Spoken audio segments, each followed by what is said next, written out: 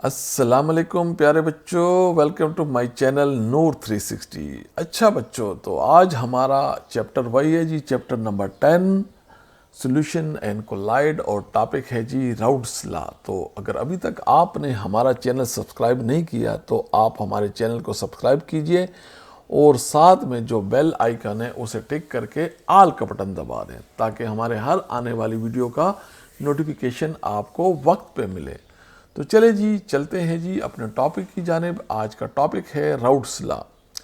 Routes law क्या कहता है, ये इसकी जनरल स्टेटमेंट है, तो पढ़ लेते हैं। A French chemist routes discover a quantitative relationship between the vapour pressure of solution and concentration of solution. तो ये बता रहा है कि एक फ्रेंच साइंटिस्ट थे राउट्स, जिसने सबसे पहले हमें ये क्वांटिटेटिव रिलेशनशिप डिस्कवर की। क्वांटिटेटिव रिलेशनशिप का मतलब क्या है, ये मैथमेटिकल फॉर्म इसने डराइव की थी वेपर प्रेशर ऑफ सॉल्यूशन और कंसंट्रेशन ऑफ सॉल्यूशन, मतलब इनके दरमियान ताल्लुक को बताया कि कंसंट्रेशन ऑफ सॉल्यूशन और वेपर प्रेशर के दरमियान क्या ताल्लुक है।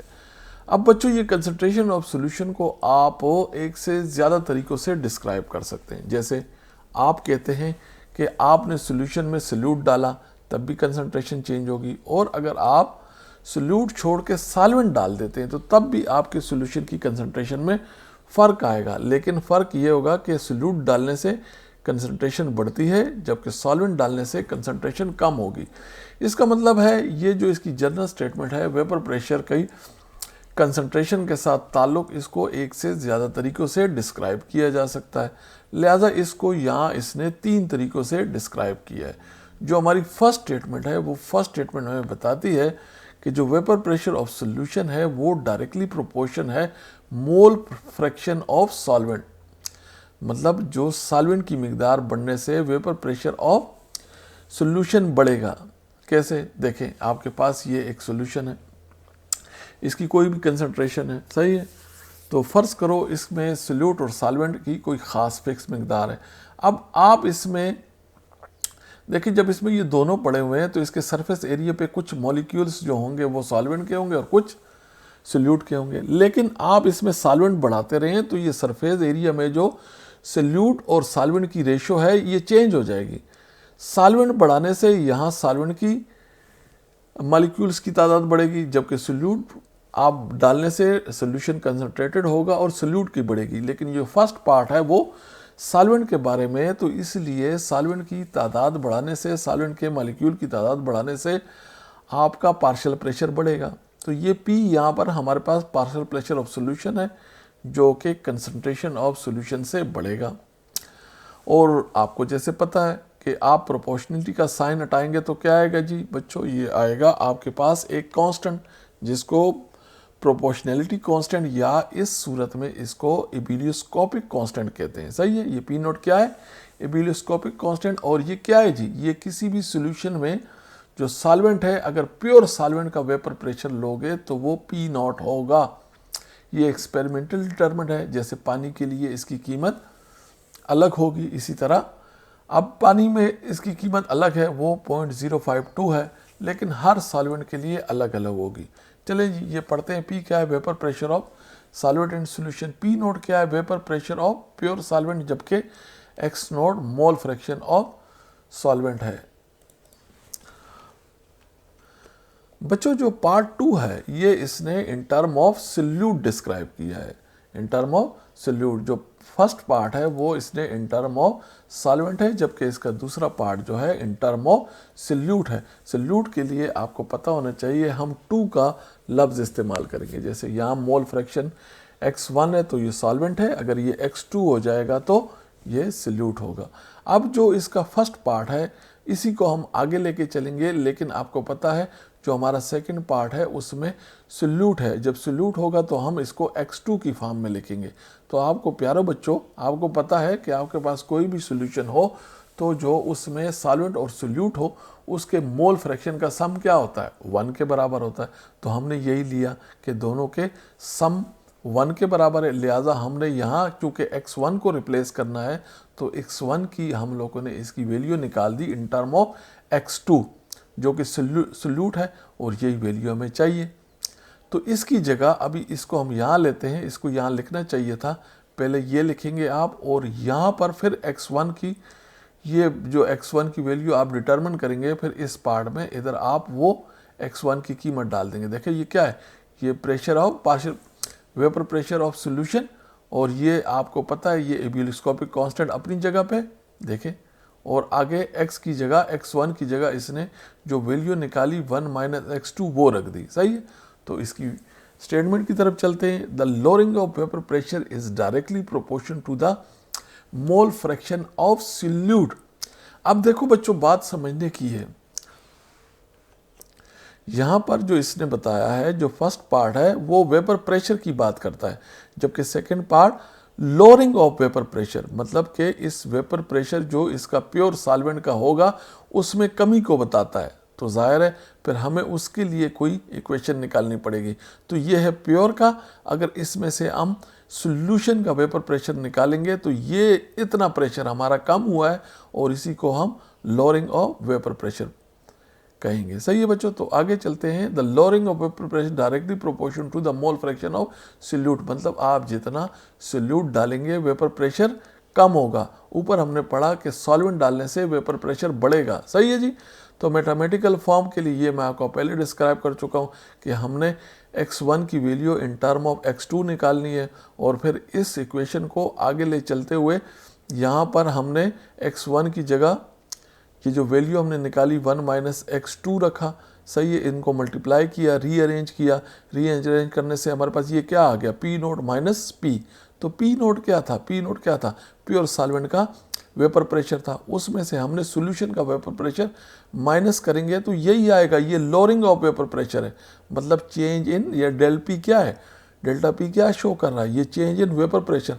तो वेपर प्रेशर के साथ क्या हुआ, सॉल्यूट डालने से वेपर प्रेशर कम हुआ, और वो किसके बराबर है, वो पी नोट इंटू x2 क्या है, मोल फ्रैक्शन ऑफ सॉल्यूट। अब बच्चों यहाँ जो स्टेटमेंट नंबर 3 है वो ज़्यादा इंटरेस्टिंग है। सही जी, वो क्या बताता है जी, वो बताता है आपको पता है लेके हमने यही चलना है, लेके हमने इसी को आगे लेके चलना है, वो शुरू से इसी को लेके आ रहे हैं। तो बताता है कि relative lowering of vapour pressure is equal to the mole fraction of solute. अब देखो मोल फ्रैक्शन ऑफ सॉल्यूट के बिल्कुल बराबर किया, यहाँ पर ये लोअरिंग ऑफ वेपर प्रेशर था, लेकिन ये मोल फ्रैक्शन ऑफ सॉल्यूट के बराबर नहीं है, ये उसके एब्यूलिस्कोपिक कांस्टेंट और मोल फ्रैक्शन ऑफ सॉल्यूट है। लेकिन यहाँ ये बता रहा है रिलेटिव लोअरिंग वेपर प्रेशर क्या है, वो बिल्कुल बराबर है जी मोल फ्रैक्शन ऑफ सॉल्यूट। तो यहाँ टर्म आपको समझने की ज़रूरत है कि relative lowering of vapour pressure क्या है, रिलेटिव क्या है, विद रिस्पेक्ट टू ओरिजिनल। ये देखो ये क्या है, ये है डेल पी, ये क्या है, change in vapour pressure with respect to जो प्योर सॉल्वेंट का वेपर प्रेशर था। तो इसको हम क्या कहेंगे, ये है विद रिस्पेक्ट टू ओरिजिनल।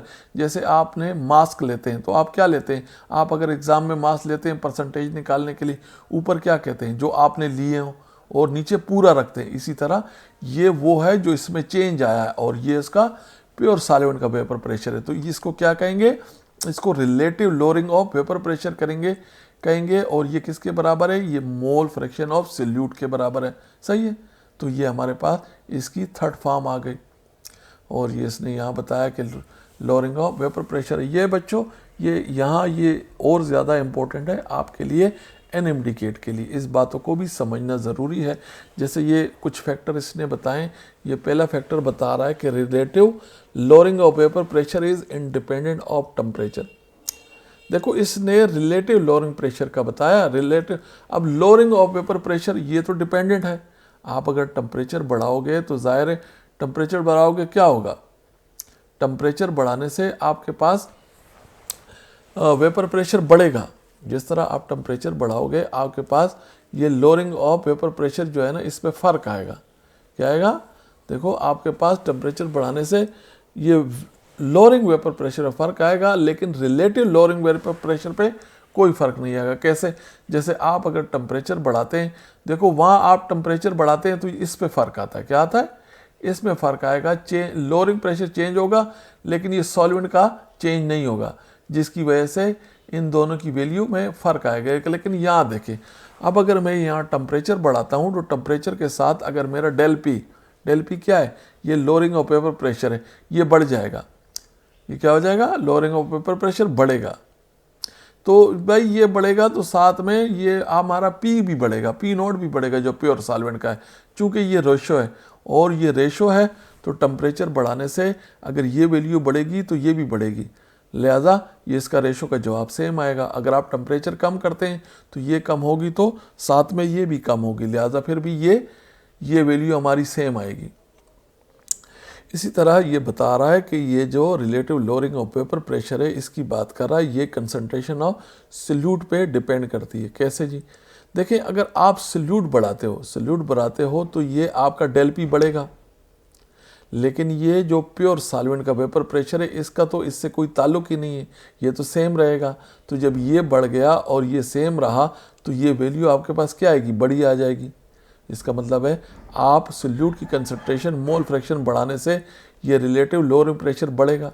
और यहाँ अब आप सोचें आपने इसको कम किया, मोल फ्रैक्शन ऑफ सॉल्यूट कम करने से क्या होगा जी, अब आपने ये कम किया तो ये वेपर प्रेशर कम हो जाएगा। जब ये कम हो जाएगा डेल पी तो सेम रहेगा क्योंकि ये तो प्योर सॉल्वेंट का है, तो वैल्यू आपके पास कम आएगी। तो इसका मतलब है कि ये कंसंट्रेशन ऑफ सॉल्यूट पे डिपेंड करता है, सही है।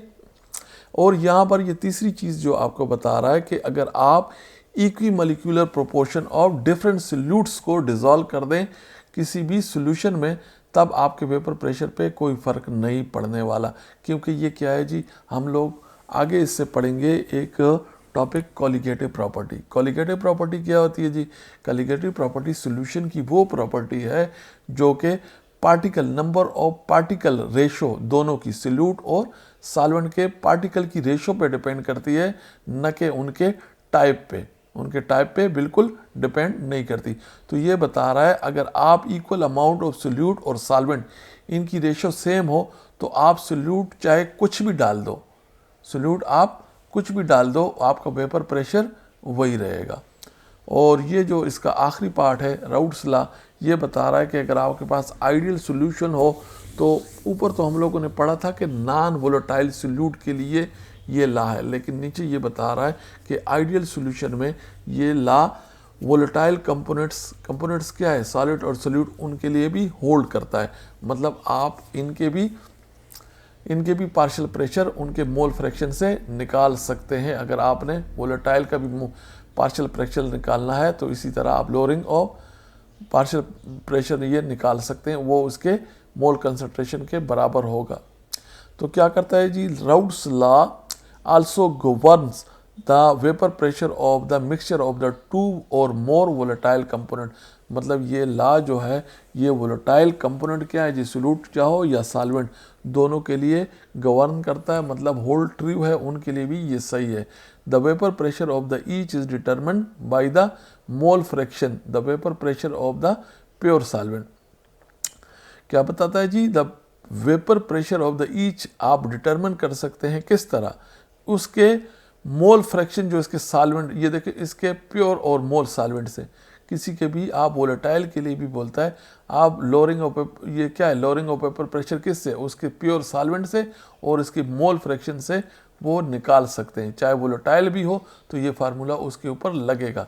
और ये आगे एक और बात बता रहा है, the total vapour pressure always lie between the vapour pressure of the pure component and it is determined by the mixture composition. ये आपको बता रहा है कि ये जो वेपर प्रेशर होगा ये हमेशा किसके दरमियान लाइज करेगा। आपको पता है जो प्योर सॉल्वेंट का वेपर प्रेशर होता है वो ज़्यादा होता है, सही है, तो इसका मतलब है प्योर सॉल्वेंट के वेपर प्रेशर से कम होगा, सही है। और जो सॉल्यूशन का बनेगा जो पी होता है, पी यहाँ तो पी नहीं है, इसकी बात कर रहा है पी, और पी से हमेशा जो पी से क्या, ये देखो इस पी नोट से कम होगा और देखो और इनके दरमियान होगा, क्या होगा, पी नोट और पी के दरमियान होगा। तो यहाँ तक हमारा ये राउट्स लॉ था। तो तब तक के लिए इंशाल्लाह अगले लेक्चर के लिए इजाज़त दीजिए। अल्लाह हाफिज़।